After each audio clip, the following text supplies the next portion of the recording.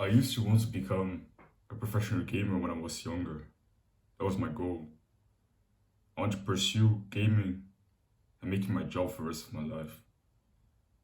I want to be a professional at Fortnite and start streaming, making a lot of money whilst having so much fun and sitting in my living room or sitting in my room, playing some video games for 8 hours a day, being sweaty, not even taking a shower. Because playing video games was so much fun, so much excitement, and so much stimulation at the same time. Whilst I could make money from it. So I was drawn to that lifestyle. But whilst I was pursuing it, and I was even starting to use some of the self-improvement tactics in the gaming world, started it leveling with my discipline when it comes to training my skills in the video game. But thankfully, I was slapped in the face before I fully invested my life and everything I had into it. I saw a video from a rich book called Hamza, where it basically called me a bitch for playing video games. It was kind of a wake-up call. Because no one had ever talked to me like that. Most people are saying, oh yeah, just try to play just 1 to 2 hours a day. But he was saying, if you're a young man, it's unacceptable if you're playing any type of video games. That you should work on limiting this addiction because most young men are fucking addicted to video games and they don't even realize it. They see it as a hobby, but it's an addiction, it's a drug. And because instead of getting pissed, I was just inspired. Because no one had ever talked to me like that in my whole life. And that's when I made the decision to change my life forever. To quit all those vices and to pursue the lifestyle of a warrior.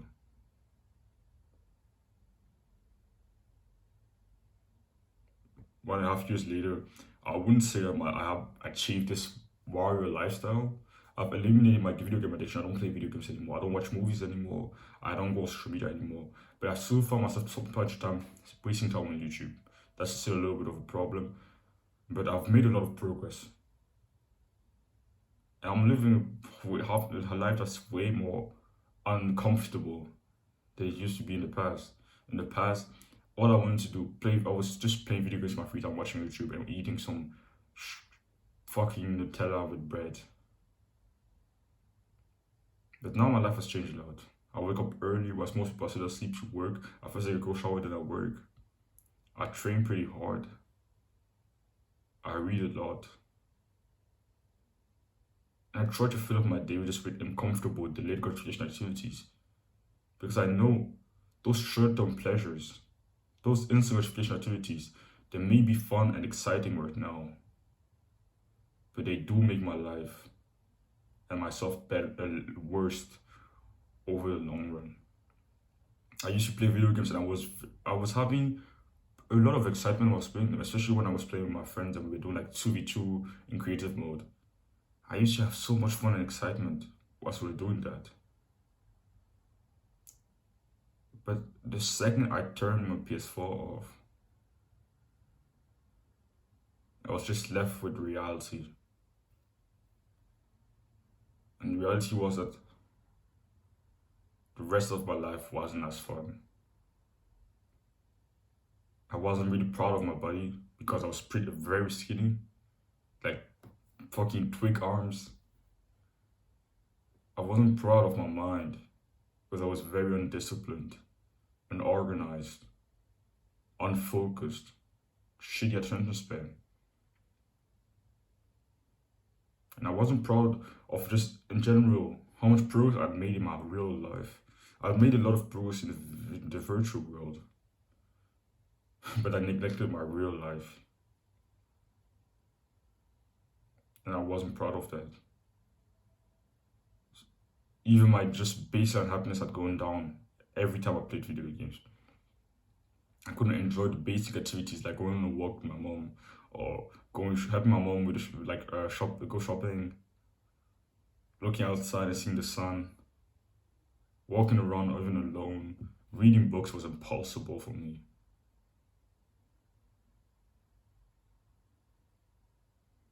I was living a comfortable life, and the fact that my life was so comfortable made it worse.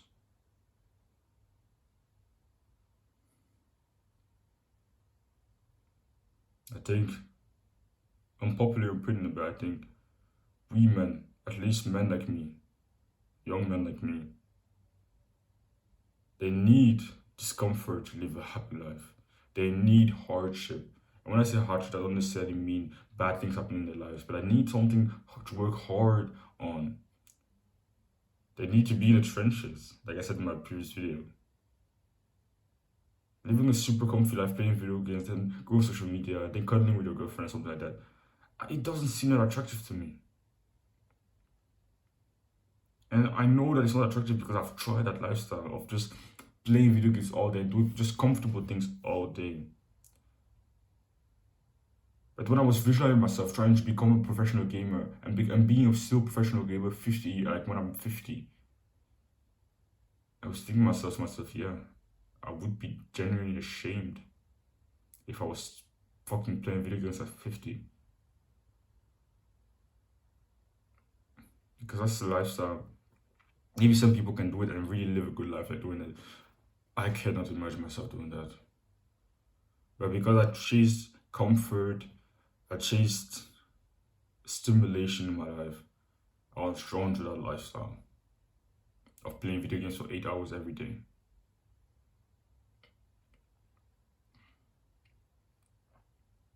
So how's your life right now?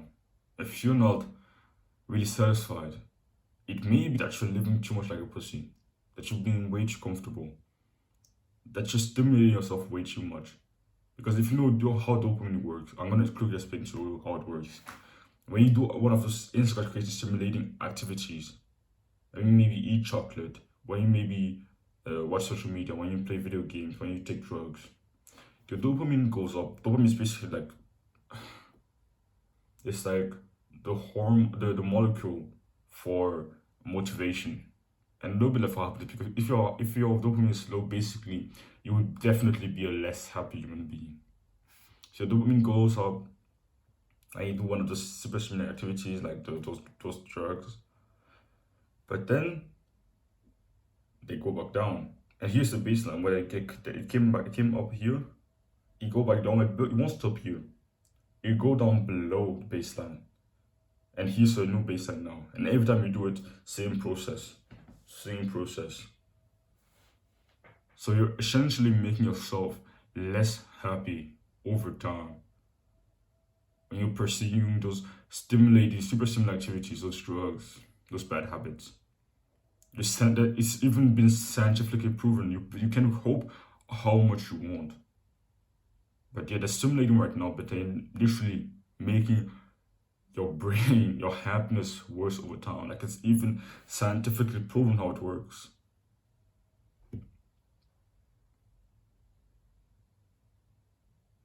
But pursuing this warrior lifestyle, this lifestyle of hard work on meaningful things, has been so much more fun. I've started this channel and I've uploaded over 100 videos on it in less than a year. I've built myself a pretty good physique that I'm pretty proud of. Like, my bicep was still a little bit. I've built myself a pretty good physique in just 1.5 years, and it will just get bigger over time. I'm working on growing this channel and helping more and more young men on this journey. Also making a little bit more money, of course. I'm becoming stronger mentally, becoming more confident, becoming more grateful to my family. I've said thank you to my mom and my family and people I love for the small little things for the last 1.5 years since I've read the book, How to Win Friends and Influence People. I said thank you to my mom for not only to my mom, to every person that made me a meal. I said thank you to them every single time for the last year. And it seems very small, but I didn't do that in the past. I used to never do that. Because my mom was cooking every day for me, I took that for granted. I said to myself, okay, I don't need to say thank you to her anymore because she does it every day. No, most kids have that mindset. I don't want to be most kids. Say thank you to your parents. Say thank you to the people that do things for you. Even if you do it every day on a consistent basis, it doesn't mean they didn't deserve thank you. It means that they deserve even more. I say thank you, little point. But I've become more grateful, more happy, more proud of myself. I still have a long way to go. And this is a lifelong journey, but pursuing this warrior lifestyle, working hard, improving my discipline, has been worth it in all aspects. I've built resilience and pride for myself for the first time. So if you want to build a lifestyle like this for yourself, it starts by just identifying your bad habits, identifying your vices, and you probably know what your bad habits are. You spend too much time on your phone, you watch BS on YouTube, you waste time on Instagram, you waste time on TikTok, you play video games, you watch movies. It starts by identifying them, and when you do identify them, don't try to necessarily do something about them, but work more on building good habits to replace them. So you can make a timetable. I talked about this in my video yesterday. Make a calendar and fill up your whole day. So by putting the time when you're going to go to sleep, and then put a time when you're going to do your work, then put a time when you're going to eat, then put a time you're going to train, then put a time you're going to learn. If you want to learn more about this, watch my video yesterday. I explained how to make a timetable in details. It's called Structured Living, something like that. Success through Structured Living. And just try to follow it as best as you can. In the beginning, it's going to be hard. Maybe just fill up your day with productive activities and try to follow it as much as possible. You're going to fail. You're going to find yourself doing the bad habit. But when you find yourself doing the bad habit, the most important thing is to try to pick yourself up as fast as possible. Don't open the door all the way, but be more like, okay, I'm doing it, but yeah, I'm going to go off right now. And go off and you go back to being productive. And maybe later on in the day, you're going to find yourself doing the bad habit again. You're going to watch some random thing on YouTube. But what you do is just say, okay, I did it, it's not so bad, I had a little bit of fun. Now let's go back to being productive. And you do that as much as possible throughout the day, and over time, you will break your addiction. You don't have this mind, that's a mistake I used to make so much, and I even made recently. When you do the bad habit, make sure you don't open the door all the way. When you find yourself doing it, don't just give up and be like, oh yeah, I already started something. I could at least I would just go and do it for the whole day. No. When you find yourself doing it, I have more this mindset, okay, how fast can I get off it? How fast can I stop today? And try to stop as fast as possible and go back to doing something productive on the same day. Even if you get on the same minute, it's perfect. And that's how you actually beat your bad habit. Not by just when you find yourself doing it and just giving up and just doing it for the rest of the day, but more be like, okay, I did it, let's stop as fast as possible. Okay, I did it for 10 minutes, okay, let's go back to going to be productive, to follow my timetable.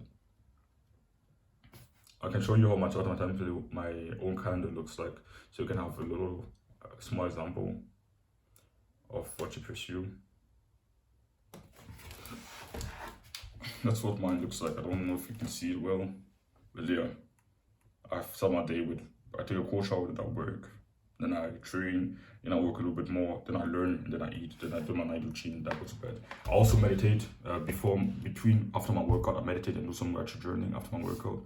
And today I'm gonna work. My base is gonna look like this today, because today I'm gonna have school, of course, for 8 hours today. So I will do my workout after school, and my second work block is not gonna happen today because I have school at town. And I'm gonna learn there. But yeah, make your own timetable. Recognize your vices and bad habits, and ruthlessly cut them out. And cut them out by just replacing them by the good habits. Don't do anything about them. And just really focus on pursuing the good habits as much as possible. And following your timetable to the best of your ability. This is really what changed my life. And I'm sure it's going to change yours. In the beginning, one more tip, start very small in the beginning. In the beginning, have very low expectation of yourself. So one quick tip I would just give you. I give you this tip, but it's something that you should pursue later on when you're already being a little bit productive. In the beginning, when you're still undisciplined, when you're still kind of a piece of shit, and you're still not that productive, start by just Okay, in the morning, start your day by just doing. I saw it in Hamza's video yesterday, and I just totally agree because it's the same mindset that changed my life. Start with the bare minimum mindset, and I'm still using it now, even though I'm later on, I'm not further myself in my journey. So, find 5 to 7 good habits you want to pursue, and make a habit tracker. So you just write down the habits on top, and you write these on the side. And this is the thing that changed my life forever too. That's when my self-improvement journey really started. So write some habits like workout, meditation, gratitude journaling, maybe culture or something like that, or reading and learning. And I write these on the side. And every time you do on a certain day, so on the first day you meditate, you check the box on meditation. But one mindset that will change your life is the bare minimum mindset. So when you literally take just one mindful breath, you just meditate for 1 second, you're allowed to check the box. When you do one push-up, you're allowed to check the box for working out. And your ego might be against it, and we may say, well, it won't do anything. Trust me when I say that this is what changed my life and changed the life of hundreds of other young men. When they finally decided to drop their egos and pursue this habit tracker with this bare minimum mindset. And I'm still using it now, even though I very often just do 10 minutes of meditation. I do whole workouts. I do like multiple words of gratitude. And I still have this bare minimum mindset. If on some day I don't feel like doing my workout at all, I'll still literally do 10 push-ups to check the box. I'll just say sometimes one. Even if on there I'm so busy, I'm so tired physically, I'm still able to do like one push-up. It's not the end of the world. So it doesn't happen as often, but even for the rest of my life, I'm just gonna keep this bare minimum mindset. That even on the worst days, instead of us doing the good habit at all, I'll just do the bare minimum of it. You need to cultivate the same mindset. In the beginning, just literally have the expectation that you will just do one push-up, and keep that expectation for the rest of your life. That even if you just do one push-up, it's a success. It's better than nothing. I still have this mindset now. I'm like almost 100% of the time do a full workout, but on some days, yeah, I would just drop down, do one. Then I do what I most likely won't do one. I will do like 10, and yeah, drop your ego, because your ego is gonna be like, oh yeah, but it won't do anything. No, drop your ego and try it out. It will change your life. It changed mine and changed the life of hundreds of other young men. Okay, so I hope you got value from this video. Don't want to discomfort. Chase it.